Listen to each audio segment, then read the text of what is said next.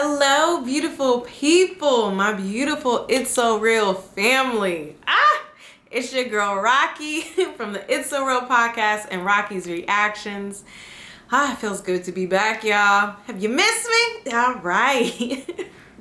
So remember to like, share, and subscribe. Help us get monetized, as well as hire a video editor so I can put my videos on screen so you can see what I'm reacting to. But as you know, the link to the video I'm reacting to today will be in the description box below. And in addition, in that description box is also my individual YouTube channel, LifeIsRocqi. Make sure you check me out and all of the goodies I have on my channel. But all right, so let's get to today's episode on Rocqi's Reactions. I will be reacting to the housewife on screen, why she's devalued. And this is from The Take. I've been really enjoying The Take. They have excellent breakdowns of different tropes in movies and like how it relates to life. And I'm like, is art imitating life or is life imitating art? What is happening? Because this is freaky. So I definitely wanted to do this one in particular. As you all know, I am now officially a homemaker. I am home cooking and cleaning. I'm it. I'm barely working. This is my job that I'm not even getting paid for yet. You know, subscribe. So yeah, I've definitely transitioned, you know, within my feminine energy and valuing my feminine energy. So I definitely wanted to make sure that I shined light on this video. So let's get into it, shall we? Alrighty. To you, a housewife is someone who sold her soul for a Center Hall colonial. She has no depth, no intellect, no interests. The housewife on screen is often portrayed as a depressing figure, trapped by the confines of the home, a shorthand for the oppressed female. At the same time, she's long been an aspirational symbol of luxury and success. After all, having one spouse not work is only achievable through high economic status. So really? Yo, let us appreciate the privilege, because when people are talking in the black community about housewives, I'm like, so when in history was this a majority of the black population? Sure, the upper class, the upper middle class, maybe, you know, the people with government jobs, the people, the doctors, the lawyers, and all of that. Sure, the women could stay home and be housewives, but outside of that, and that wasn't the majority, black women were working from jump, you know, post-slavery. We was working, we was teachers, we was nurses, we was working in the church, we was doing something. Domestic workers, you know, like we was doing something. Okay, we was bringing home income. We weren't just sitting at home. I mean, we were definitely taking care of the kids and cooking and cleaning in addition to working. But yeah, that was not our story. Y'all caught up on the 50s propaganda of white America. That wasn't us. What fills your days? But I appreciate my life partner for supporting me financially, because I know that's more stress and pressure on him, but that's less stress and pressure on me, and I just needed a break. So I'm very thankful. Hitting tennis balls with the needy. In capitalist terms, housewives as a group are highly influential, shaping everything from department store stock to global politics. But whether she's framed as an object of envy or pity, the housewife figure is routinely disrespected in our culture, both by people in her life who take her unpaid labor for granted, and by a society which frequently dismisses her as unskilled and anti-feminist. Well, maybe you should stick to baking and leave interpreting the law to the lawyers. Here's our take on the housewife's history, how she's been portrayed and politicized, and why we need to start valuing her and her work more on screen and off. From now on, keep your conversation to how much you hate getting toast crumbs in the butter, and leave the thinking to me. Let's see. We are so excited to announce that we now have a We gonna skip past these ads here. We gonna skip it. We gonna skip it. Get your money though, but we gonna skip that. All right, there we go. A history of the housewife. Betty Draper didn't just spring fully formed into the kitchen. She was part of a process which began in the early 1800s when married women were encouraged to reject gainful employment in favor of staying at home and taking care of their families. It's all white women. In a now iconic 1966 article entitled The Cult of True Womanhood, 1820 to 1860, historian Barbara... Again, what was happening with black women? We was enslaved. This wasn't our truth, y'all. It wasn't our truth. Welter observed that the true woman, or the ideal early housewife of that 19th century period, had 4 essential attributes: piety, purity, submissiveness, and domesticity. Marmee from Little Women is an example of Welter's true woman, a fundamentally good and gentle wife, committed to maintaining the perfect home, even while her husband is away fighting in the Civil War. Meanwhile, her daughter Jo challenges the cult of true womanhood because she longs to make a living as an independent writer. I don't believe I will ever marry. I'm happy as I am. But the book's author, Louisa May Alcott, ultimately still felt pressured to end her novel with Jo finding a husband and happily beginning a domestic life. Do you guys see this app right here? Alright, we are getting past this ad. There we go. Get your money. Storytelling have always played a key role in perpetuating the myth of domesticity. An early film by the Lumiere brothers was 1895's Baby Meal, showing a couple feeding their child, while the popular weepy genre sought to evoke selfless feelings in mothers among the audience. In the post-war era that began in the 1940s, the housewife was reinvented as a capitalist symbol. She became So remember, 1930s era of depression. So in the 40s, that's the war. Men are... like, people are going back into the workforce, men maybe going off to war. So just kind of timeline, what is happening in the U.S.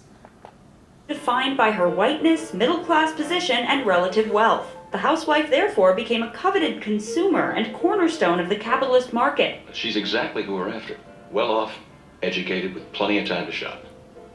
And it's important for her that she's the perfect hostess, the perfect wife.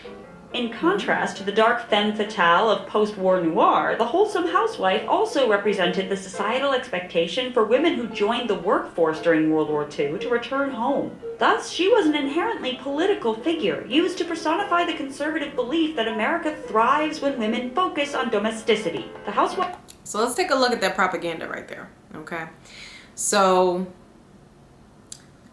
again, during the war, women joined the workforce, right? So the propaganda is now, hey, you may enjoy working in this financial independence, but it's time to take your place in the home. Come back. Come back into the house. This is where it's a good thing to be here. Because you spend money. Ain't that a bitch? Wife's importance as a politicized consumer was highlighted by the famous kitchen debate in 1959, when then Vice President Nixon argued to Khrushchev, premier of the Soviet Union, that America's emphasis on housewife-oriented consumer goods made it superior to Russia. To quote Nixon, "In America, what we want to do is make life more easy for our housewives." Meanwhile, Khrushchev's response, "Your capitalistic attitude toward women does not occur under communism," has been interpreted by food historian B. Wilson to imply that these machines were only trapping women in the home. In film and TV explorations, this entrapment becomes apparent, and portrayals capture how the power afforded to the housewife as a consumer during this time doesn't translate to other aspects of her life. In The Feminine Mystique, Betty Friedan refers to the fact that so many housewives of the 50s and 60s were deeply unhappy as the problem that has no name. Mad Men's Betty Draper encapsulates this dissatisfied housewife archetype perfectly. Are you unhappy? Of course I'm happy. With her immaculate beauty, she serves as a literal trophy wife for her husband, kept at home with the modern appliances that signify her family's upper middle class status. Her housewife label is actually a major source of pride for Betty. She loves telling people she's a housewife. I'm a housewife. With all the class and womanly achievement that term connotes. But Betty detests the reality of being a housewife. I'm here all day, alone with them, outnumbered. And there's a suggestion that on some level, Dawn's and Betty's advertising-led culture has hoodwinked her into chasing a lifestyle of shiny domestic perfection that's unsatisfying. The Stepford Wives, written by Ira Levin in the early 1970s and adapted into a 1975 film, uses the horrific metaphor of women being killed and replaced with perfect housewife machines, suggesting that in order to adhere to the feminine mystique, women must trade in their human desires and personality. Okay, it's so much. That's why I love the take, because they be breaking it the fuck down, right? Okay, so so much here. But let's address, like, housewives being unhappy, right? Housewives losing themselves. And I definitely think they touched on it just a second, and it was like, I'm outnumbered. So yes, Mothers need adult company, right? Being home alone with the kids are great, but they're not adults. You can't have adult conversations with, well, you ain't supposed to, with children. And like sometimes you just need adult company. But I think it's also like, even if you value being home with your kids, even though if you value taking care of your home, there's still an individual person. There's still who you are as a woman and what you want out of life. So for example, the reason I never like valued becoming a housewife for me was because I had all these big career goals. Like, I'm a licensed marriage and family therapist. I have 2 degrees, you know, like I had so much that I wanted to do individually that I was like, why would I take time off of that to be home with the kids? Now I've realized that my family is an added purpose in my life in addition to my career goals. So I'm willing to take a step back to put energy into my family, my home, and then go back out into the workforce. And I'm still, you know, doing stuff passively, and trying to earn the income. Please subscribe. But yeah, we are multifaceted. It's not a either or like we do on our show. It's not a either or, it's a and both. Okay, a both and nigga. but yeah, so while it may bring us joy, it's not enough. We need more. Story also airs the dark idea that despite what more liberal men may say, even they secretly still want a housewife who's a robot. A Woman Under the Influence is another 70s movie that tracks how the housewife's impotence in every aspect of her life leads her to feel unhinged from reality. She's not crazy, so don't say she's crazy. This woman cooks, sews, makes the bed, washes the bathroom. What the hell is crazy about that? The film follows Mabel having an emotional and psychological breakdown, but what her husband and those around her fail. Oh, we need our me time too. Our me time away from doing things for everybody else and just time to take care of us. That is definitely important. And also other people valuing what we do and appreciating us. Like, it's one thing to be tiring yourself out and then people don't appreciate it. And it's like, what the fuck is the point? You know? Fail to understand is how her existence and value are so intrinsically linked to her husband and her psychological issues. Oh, so actually this is why I changed language from saying that I'm a housewife to I'm a homemaker, because I felt that using I'm a housewife was solely my relationship to my man versus saying I'm a homemaker is more family oriented to me, and I prefer that one because that also implies children, home, like it's not just my husband, right? Because again, it's like I'm an individual person, I'm a woman, I'm a wife, I'm a mother, I'm a homemaker. I'm multifaceted. I'm not just one role. Stem from failing to fit into the mold that he and society has created for her. Tell me what you want me to be, how you want me to be. I can be that. Even though film and TV have... And it's figuring out what it looks like for you. So like, for example, like I spent a decade in school. I have 2 degrees. I spent, 5 more years working on my license. And now I have 3 businesses, you know, like it's, so I still did all that shit, right? And I'm still like going to be doing stuff passively. Like I said, so it's like you gotta find what works for you, you know, and a partner that works with. Historically played a key role in perpetuating the cult of domesticity. For a long time, more critical portrayals of the housewife have investigated why her situation makes her fundamentally unhappy. Get your money, get your money, get your money. In 1856, Flaubert's Madame Bovary aimed to capture the reality of the housewife's experience, which Flaubert characterized as one of boredom, restlessness, and lack of meaning. Emma Bovary tries to compensate through unsatisfying extramarital affairs and spending beyond her means. You're dead.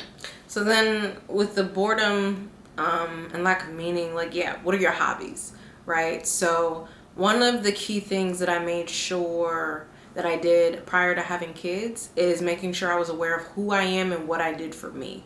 So I really enjoy painting. I really enjoy going to like seminars and conferences. I enjoy shopping, but not like nothing crazy. I'm not a brand name person. I just like getting myself something every now and again. And it can be something for the house, really. It doesn't even have to be for me. But yeah, just having that time to myself, you know? So yeah, I don't know if a lot of women got to explore hobbies back in the day to then be able to practice them. I think we were raised to, this is our job. We weren't given space to explore ourselves.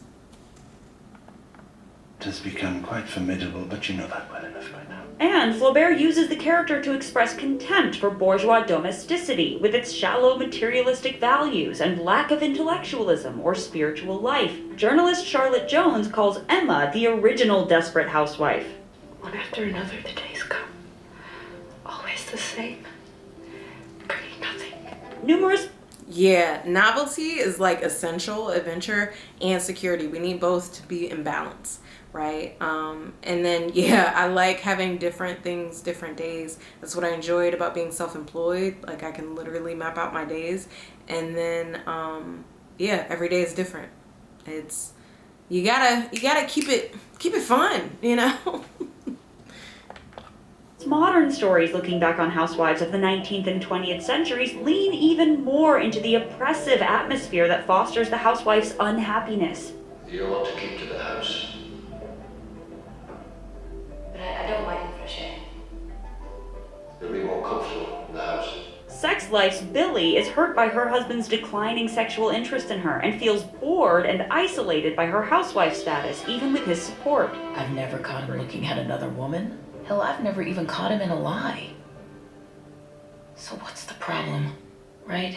The show suggests that even in a caring environment, women still need to sacrifice the more free and sexual sides of themselves in order to fill the homemaker role.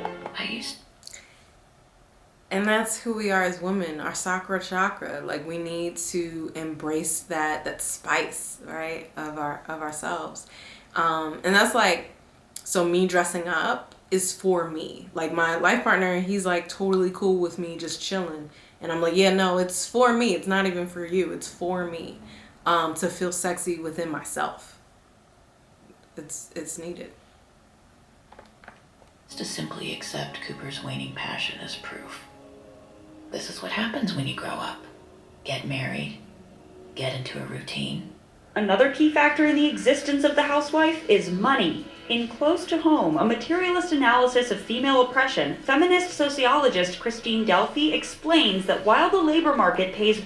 Oh, and I'm not with any of that oppressive shit. That's why I wasn't really rocking with Housewives to begin with, because I was like, I don't like a man thinking that just because he makes all the money, he can tell a woman what to do. Nah, bruh. Respect my autonomy. The fuck? Workers based on their job, two housewives can perform the same task. For example, raise 3 children while receiving very different benefits. She writes, it is impossible for married women to improve their own standard of living by improving their services. The only solution for them is to provide the same services for a richer man. Thus, the logical consequence of the non-value of women's family labor is the hunt for a good marriage. As a woman, there's no way for me to make my own money. Not enough to earn a living. Don't sit there and tell me that marriage isn't an economic proposition, because it is. But even though the upper middle class housewife has often been depicted as a symbol of materialistic plenty, her financial situation is often characterized by a feeling of precarity.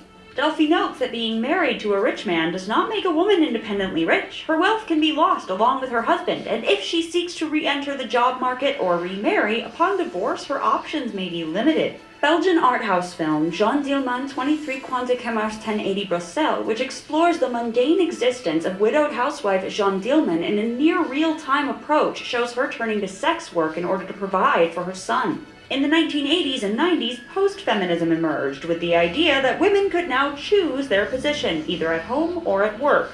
The reality was murkier, as we see reflected in the media created both then and now, but a strong, supposedly feminist area of thought began to cast the housewife as someone to be pitied, lacking agency, and surely miserable.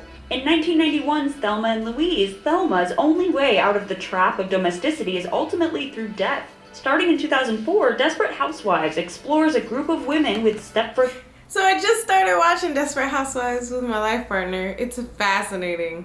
It's very fascinating. I'm enjoying it though. Like beautiful bodies and homes who frequently find themselves caught up in serious crimes. The veneer of their picture-perfect existence allows some of the wives to get away with murder.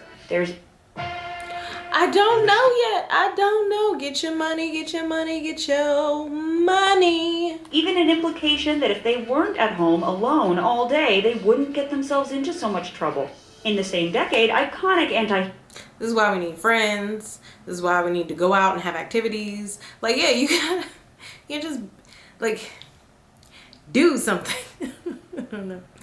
But yeah, I think at the end of the day, we don't even respect a woman's choice to choose to be a homemaker. We just think that, you know, that's the man controlling you. Like, we have such a narrative, a negative narrative of homemakers and housewives, that we don't see any value in it whatsoever. And that's really an issue, because, like, as I was reconnecting with my feminine energy, I started to see the value, because, like, again, I've said it plenty of areas, either on the It's a Real podcast or Life is Rocqi, that my mom and my sister had in-home daycares. My sister had one throughout my middle school years. My mom had one throughout my high school years. So I had like up close experience of like a daycare perspective of raising children. And like I was very intrigued. And then like for therapy, I started my practice specializing in therapy, and I used play therapy, and I worked at a childcare center. So like I was very into that aspect of like how to cater to child development and things like that. So I saw the value in like me literally me being home with our kids. Cause I'm like, if I'm sending them to daycare, I want to know that they're going to implement everything that I would implement. And then I'm like, well, why pay that cost first? Two, that's not guaranteed that they're going to do the things that I want to do. So why don't I do them? Because I know the value that I hold through my knowledge and experience. And I would rather be the one to invest that into my own children, you know? So again, for me, I started to see the value. Hero housewives were and we already know how it is for black children in these institutions. Come on now. Powerless to stop their husbands' misdeeds, yet ended up complicit in them. I love my husband, but my life is financed by crime. His crime. In the 2010s, Modern Family highlighted how the contemporary expectation for women to work has led us to often view the housewife in one of two ways. She's either an early season Claire, a woman whose world is small and encapsulated by the chaotic day-to-day of her family, or alternatively a Gloria, often a second wife who may be accused of being a money-grabbing threat to the sanctity of home. Did you really have to call her that? A gold digger? In later seasons, Claire goes back to work, leaving Gloria as the show's only housewife, which is an interesting comment on the type of woman that we now envision the housewife to be, someone afforded the luxury of staying home thanks to her family's wealth and abundance. Rather than depicting her as someone who is stuck at home, she is painted as both enviable and even indulgent. Gloria has fired 5 nannies. I don't like another woman in my house. I want to be the star.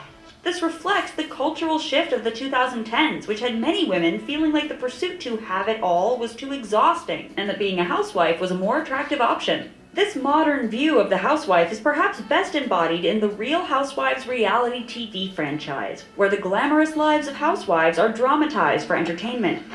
So I never watched that shit. I hear the economy's crashing, so that's why I pay cash. For many women, not working is unrealistic, so these shows act as a form of escapism, where we can tune in to experience luxurious lifestyles, decadent wardrobes, and fantasy feuds, while, as always with housewife narratives, passing judgment on the absurdities or smallness of their concerns. Undervalued housewives. So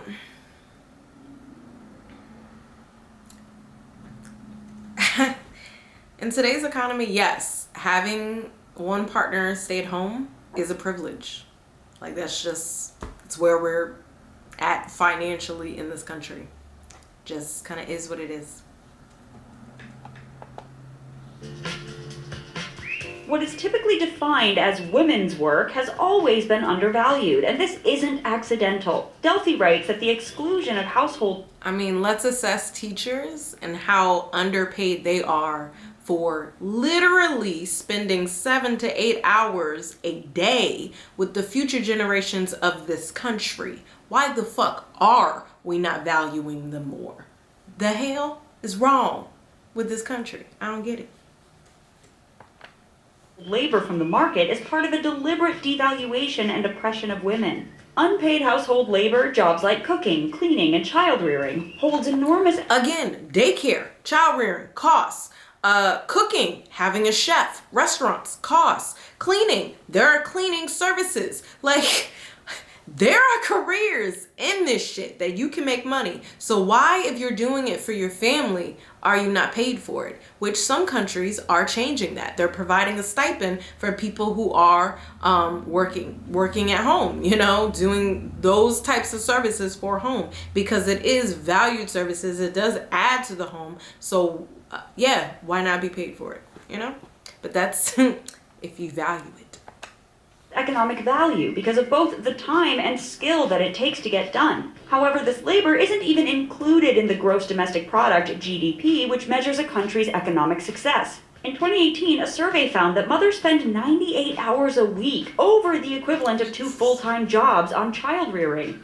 Dropped off Malcolm, picked up Reese, dinner's in the oven. What is it?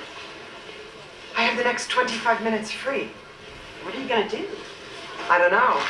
In 1972, Johnny Tillman, activist and chairperson of the National Welfare Rights Organization, wrote of the connection between female oppression and poverty. If I were president, I would solve this so-called welfare crisis in a minute. I'd just issue a proclamation that women's work is real work. I'd start paying women a living wage for doing the work we are already doing, child raising and housekeeping. Housewives would be getting wages too, a legally determined percentage of their husband's salary, instead of having to ask for and account for money they've already earned. I only have $40. Swing by the bank. Should be at least $200 in your checking. It's plenty. You have no more money. This belittling of the work that women have long been told is both their duty and their purpose pervades all aspects of their lives. Their husbands and children may act disrespectfully towards them. I need help with math. Why can't I help you? Because you can't do math. In Grace and Frankie, Brianna hires her sister Mal, a divorced former housewife, out of pity. Even as Mal proves herself to be a hard worker, Brianna treats her like an unskilled nuisance because of her lacking resume. This underappreciation, on both a societal level and a familial one, is shown to result in either the housewife suffering from chronic self-esteem issues, like Mal or Betty Draper. Why would a cute guy like that be into a divorced, glorified intern who birthed half a baseball team? Or her dramatically rebelling, like Beth in Good Girls, Wendy in Ozark, or Allison in Kevin Can F*** Himself. On a purely logical level, the ridicule of domestic work simply doesn't make sense because it's so essential. Feeding and disciplining children or keeping the house in order are necessary jobs, and not fun ones at that. Usually bras fit small Like, yo, this is needed. Like, you can't function without food. Can't function without a clean house. You can't function with your children being wild. These are essential jobs. I mean, look at the pandemic and how we treated essential workers. So this country got issues, man. Oh, shoot. Fun ones at that. I don't like being you. Oh. Nobody does. And it's not just that these women are devalued by their families and male-dominated society. They have traditionally been judged by other women. You chose the mother. You're the mommy, the yummy mommy mama person. Recently, feminist theorists have... Yeah, I don't get why women don't value motherhood. They want babies, but they don't value motherhood. Like, questions that need answers. Like, why don't you value spending time with your children? Why don't you value being the voice that they are learning from. I don't get it. Because that's where I started to value it. When I started to see, okay, what does a homemaker do? And I'm like, yeah, I'm going to be home with our kids for the first 5 years of life. It's highly valuable. So why aren't we valuing it? Have critiqued Betty Friedan's construction of the home as a prison for being too combative. In Sentence to Everyday Life, Feminism and the Housewife, sociologist Justine Lloyd and cultural historian Leslie Johnson write the second wave feminist treatment of the housewife was antagonistic. From the feminine mystique onwards, there's been a widespread assumption that housewives are somehow lacking in agency, an implication that no intelligent woman could ever choose this life. But of course, this is beyond reductive, a key reason Hillary Clinton brought controversy on herself with these notorious offhand comments in 1992. I suppose I could have stayed home and baked cookies and had teas, but what I decided to do was to fulfill my profession, which I entered before my husband was in public life. Of course, many highly intelligent and educated women choose to be housewives or stay-at-home moms, and it shouldn't even need to be said that investing your work and value in your family is one of the most valid choices you can make. Still, many others stay at home out of necessity. Whatever the reason, the housewife deserves as much respect and centrality in feminist discourse as any other woman. The Real Housewives franchises allow women to be their truest selves, and we see the mess and we see the amazing friendships and everything in between. And when women are allowed to be their fullest selves, that's the most feminist thing we can do. Revalued housewives. Just because my dreams are different than yours doesn't mean they're unimportant. I want a home and a family. With today's shifts, we are finally acknowledging that being a housewife and being a feminist should not be mutually exclusive, and that the issues of undervalued domestic and emotional labor need to be addressed. I support your career. I babysit the kids all the time. It's not babysitting if they're your kids. Well, now that we recognize the agency of the housewife, we can see how disparaging and devaluing her impacts wider society. For example, the devaluation of domestic child rearing means that people who work in professional caregiving roles also tend to be underpaid. There's also a tendency to expect free domestic labor, especially child care, from women, even if they do work. Men are not encouraged to identify to nearly the same degree with their fatherly roles, and males who actively participate at home have traditionally been emasculated. They threw a switch. Good luck. And he became the lady of the house. This is beginning to change. For decades, parenting has replaced housework as the focal point of the cult of womanhood, and more recently, with the rise of parent influencers on social media, people are increasingly opening up about the harder aspects of raising kids. Women are more comfortable asserting that they need help, while on-screen depictions of Yo, I told my life partner all the time, cooking, I got. Got the kids, I got. Cleaning, yo, I need help. Cause that, while I'm stronger than him, it is not my strength. So cooking are kind of, cause I do breakfast, lunch, and dinner most days. So I've worked out a system that works for me. For now, you know, we'll see. It may get more complicated with the kids, but yeah. So I'm pretty good with cooking, but if I work, then stuff gets out of balance because then I don't have as much capacity, you know? Motherhood have become more honest about reflecting the impossible expectations on women. Men are being held more responsible for their roles as caregivers, yes. And the modern on-screen "you are a parent too" father is often portrayed as a hands-on dad. In The Incredibles 2, Pixar goes so far as to represent the role of stay-at-home father as more difficult than being a professional superhero. They want us to do it. I don't know that way. Why would they change math? Math is math. Still, these realistic representations don't bridge the gap between devaluation and revaluation. The modern, even somewhat hands-on dad can be widely lauded for very small contributions, while a wife's much larger load remains invisible and expected. Actually, since the housewife's heyday and the advent of second-wave feminism, women's lives have become harder in terms of the sheer number of hours they spend working, both outside of and within the home. And in the US, system fixes like affordable childcare and sufficient paid family leave remain fantasies for most. So it all... And this is why, like, I kind of lost hope in humanity. Because on Super Tuesday, when corporate Democrats show they don't give a fuck about us, they just want their money, and paid family leave and affordable childcare was on the table under Bernie, like, it cut me. Because, like, I'm about to start having kids, and like they really don't care. They really don't give a shit.